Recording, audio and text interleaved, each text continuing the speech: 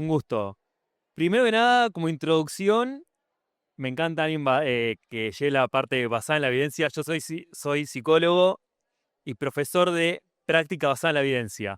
Así que podemos hablar acá, método experimental, no experimental, cuantitativo, exactamente, y me encanta porque hoy en día yo siempre digo a mis alumnos que no se puede leer si no sabemos parte de la metodología y parte de la evidencia. Entonces, me encanta tener esta instancia. Te agradezco haber estado, te agradezco muchísimo que hayas expuesto este tema que es fundamental.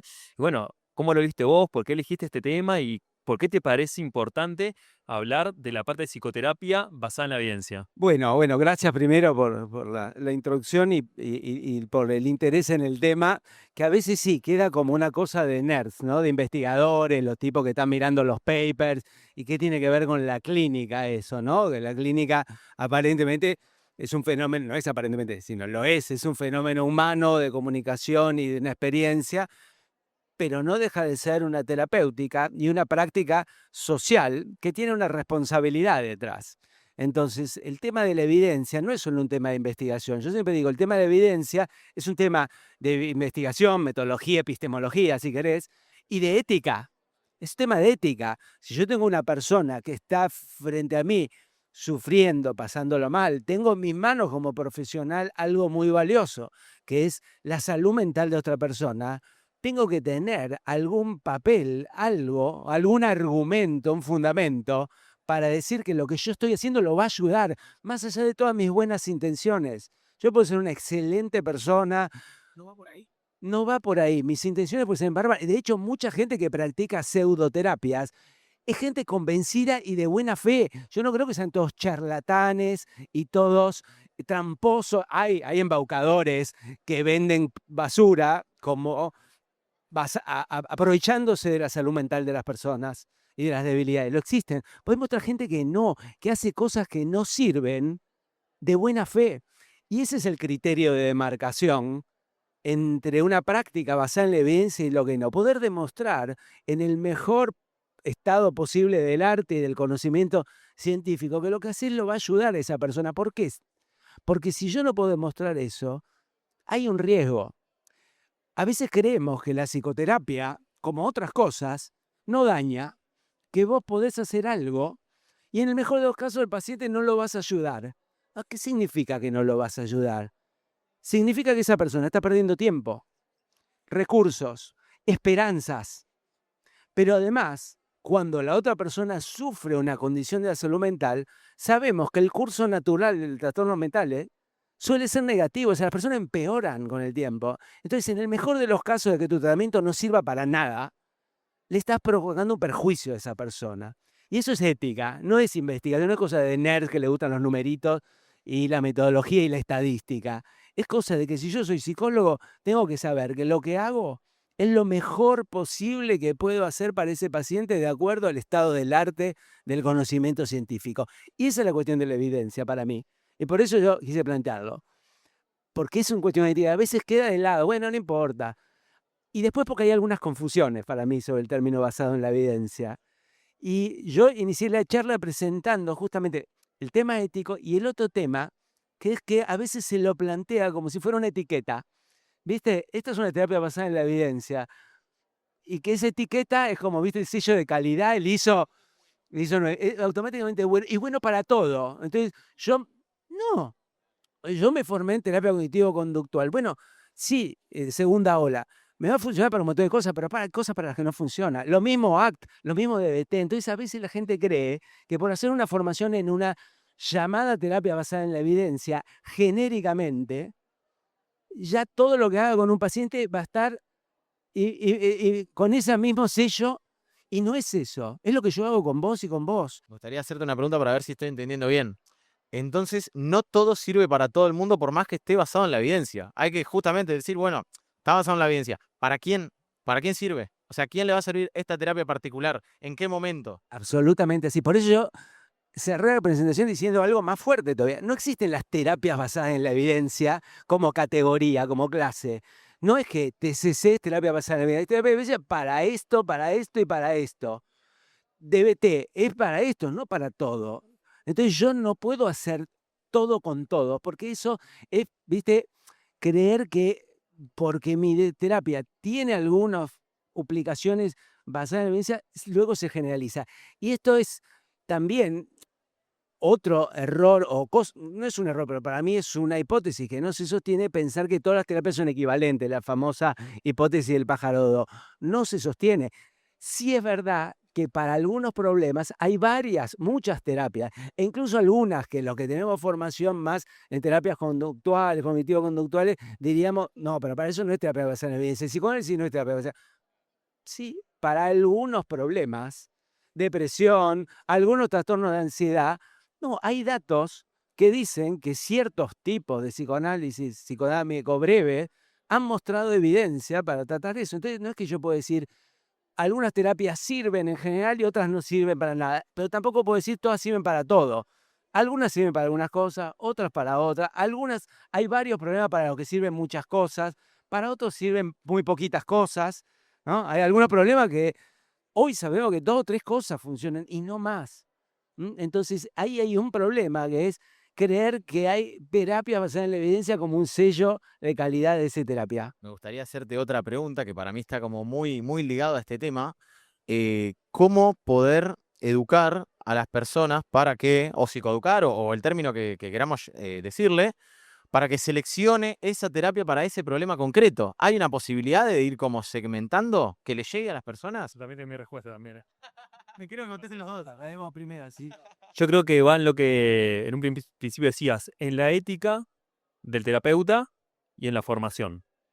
Yo trabajo en deporte y trabajo mucho la parte cognitivo-conductual. Yo estoy ayudándolo, si se refleja un síntoma, estoy ayudando a que pueda tener una mejor calidad de vida.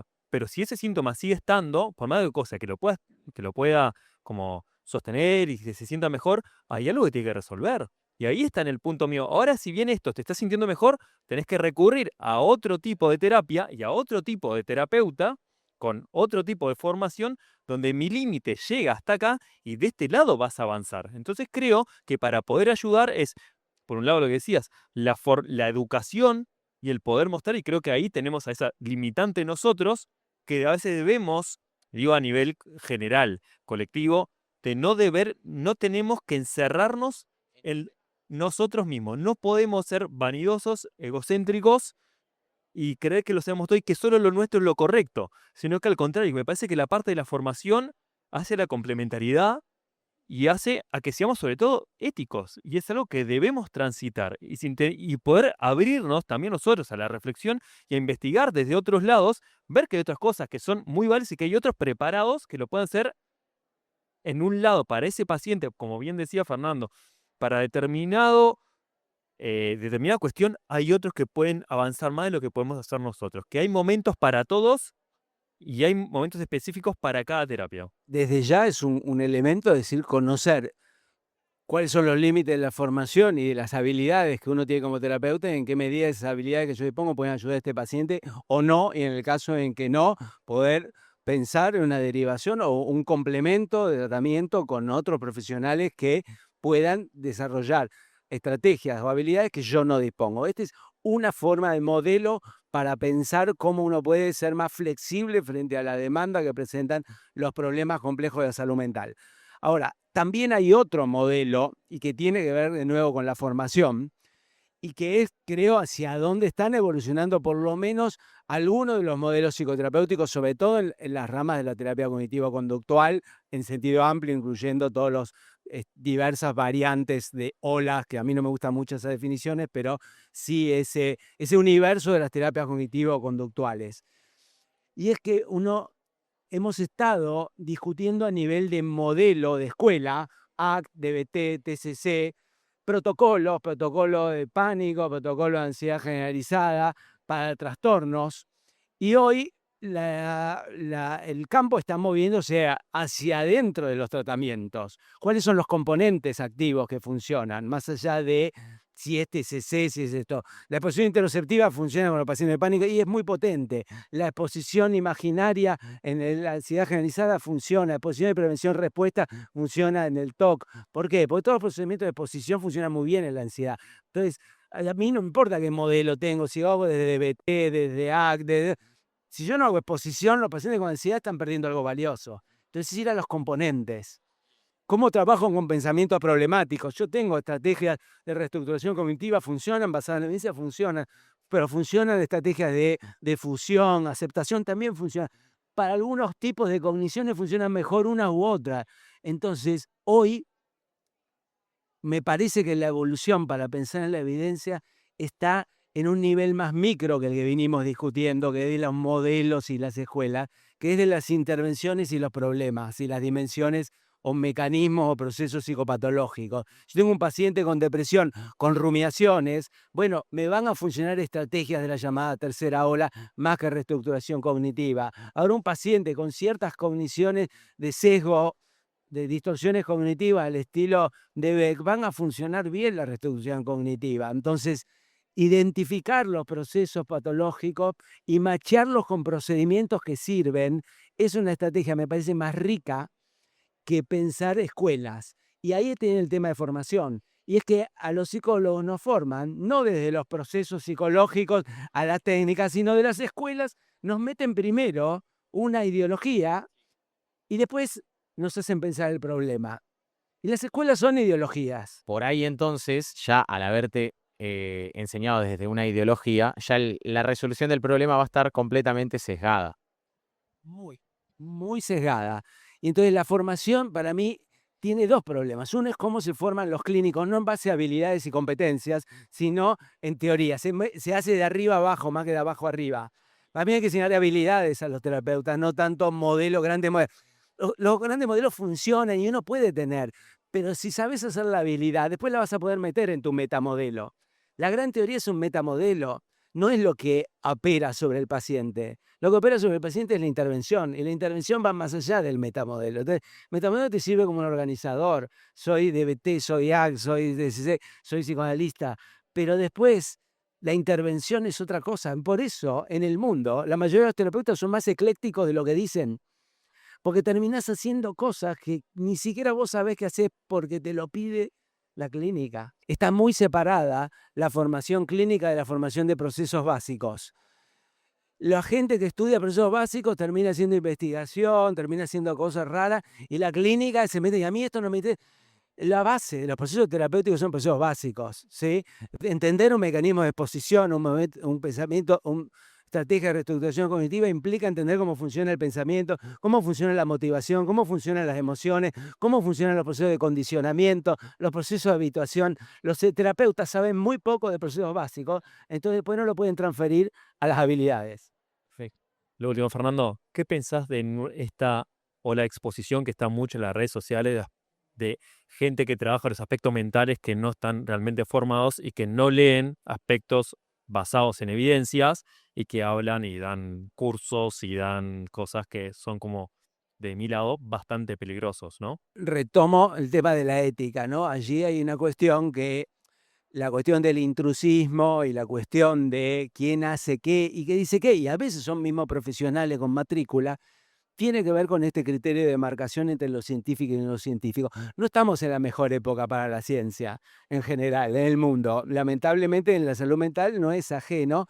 Yo no soy sociólogo, no puedo adentrar en las causas de por qué pasa esto, pero la salud mental no es ajeno a esta cuestión de la poca importancia y confianza que le estamos dando a la ciencia, pero en definitiva, la ética y la ciencia van muy pegadas, porque la ciencia es lo único que nos asegura que lo que yo estoy haciendo realmente funciona y no va a dañar a la persona. Y cuando me corro de la ciencia, estoy también cruzando una línea peligrosa de la ética. Me acuerdo, para cerrar, un profesor cuando hice la maestría me dijo, cada vez que ustedes hablen, tienen que tener un fundamento atrás. Si no, Silencio. es mejor. Y eso es tener ética. Así que no, Fernando, muchísimas gracias por tu tiempo y por hablar de todo esto. Es súper importante. Muchísimas gracias a ustedes. Gracias y un placer estar acá acompañándolos.